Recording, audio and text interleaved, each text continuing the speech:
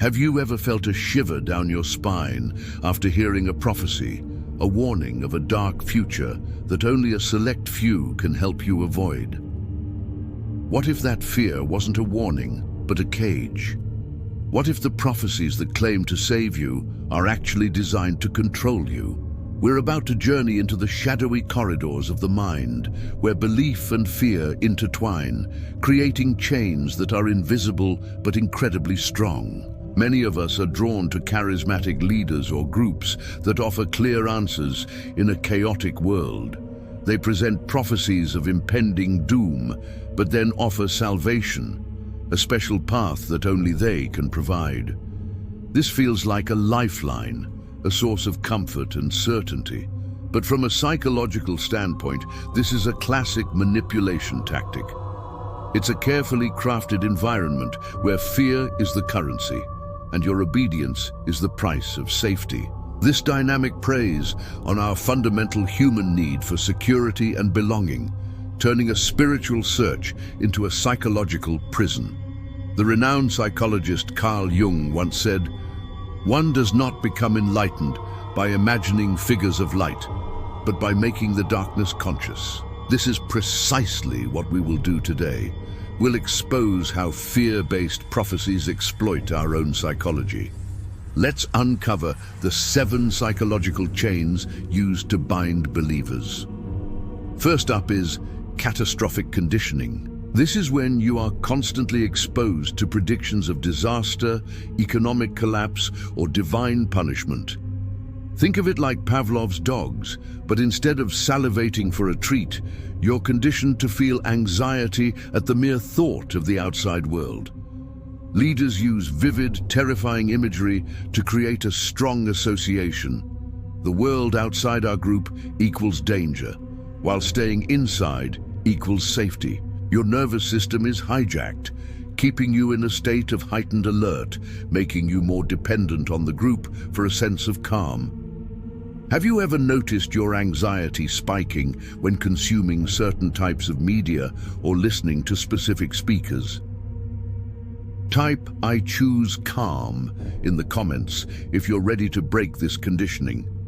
Next, we have the illusion of special knowledge, also known as Gnosticism in a modern disguise. This is the idea that the leader or group possesses exclusive, secret truths that are unavailable to outsiders. This creates a powerful sense of elitism and in-group identity.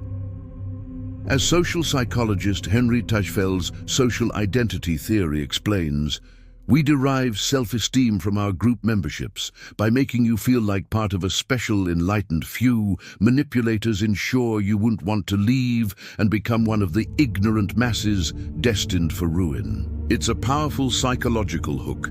Have you ever felt proud to know something that others didn't, a secret that made you feel superior? If you're reclaiming your own wisdom, comment, "My mind is my own." The third chain is learned helplessness. This concept, pioneered by psychologist Martin Seligman, describes a state where after repeated exposure to an uncontrollable negative situation, a person stops trying to escape it, even when escape becomes possible. In the context of prophecy, you're told that your fate is sealed unless you follow a rigid set of rules. Your personal agency is slowly eroded. You start believing that you are powerless to save yourself and that your only hope lies in total submission to the leader's direction. Have you ever felt that no matter what you did, the outcome was out of your hands, so you just gave up trying? To break free, type "I am powerful" below. Now, let's talk about the fourth chain, the sunk cost fallacy. This is our tendency to continue with a course of action because we've already invested significant time, money, or effort into it. Think about the years of devotion, the friendships formed within the group, the financial donations made. The thought of leaving means admitting that all of that investment might have been based on a false premise. It's psychologically painful to accept that loss. So, even when doubts creep in, the weight of your past investment pushes you to stay. As the saying goes, the chains of habit are too weak to be felt until they are too strong to be broken. Have you ever stuck with something you knew was wrong just because you'd already put so much into it? Declare your freedom by typing, "I value my future." The fifth chain is thought-stopping techniques. These are methods used to shut down critical thinking and doubt. Whenever a conflicting thought arises, you're taught to use a specific phrase, prayer, or chant to immediately dismiss it. It's a form of self-censorship. This prevents you from ever truly examining the prophecies or the group's doctrines. Psychoanalyst Robert J. Lifton identified this as a key component of ideological totalism.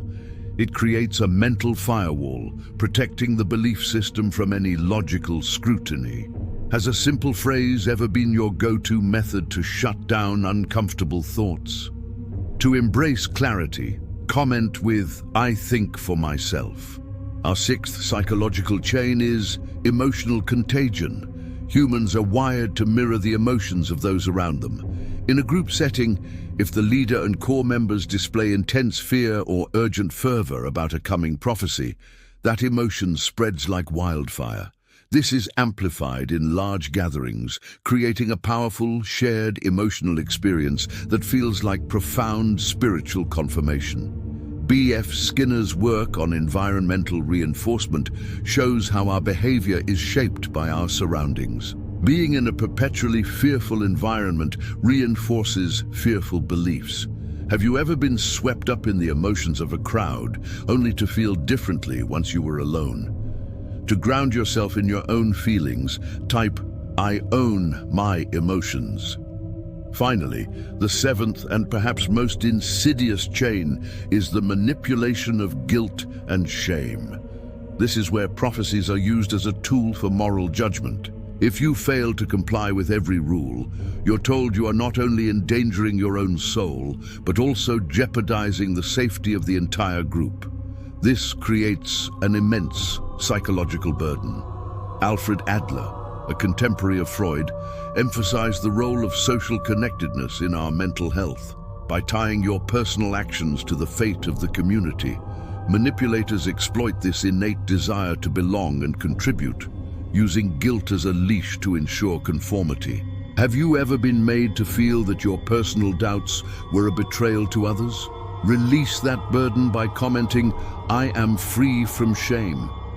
Recognizing these 7 chains is the first step towards psychological freedom. It's not about attacking belief itself, but about making the darkness conscious, just as Jung advised. By understanding these manipulation tactics, you empower yourself. You take back control of your mind, your emotions, and your destiny. This awareness is your shield. It allows you to seek spiritual connection without falling prey to psychological control. You learn to trust your own intuition and to question those who demand fear as the price of faith. Your mind is a sanctuary, not a prison for someone else's agenda.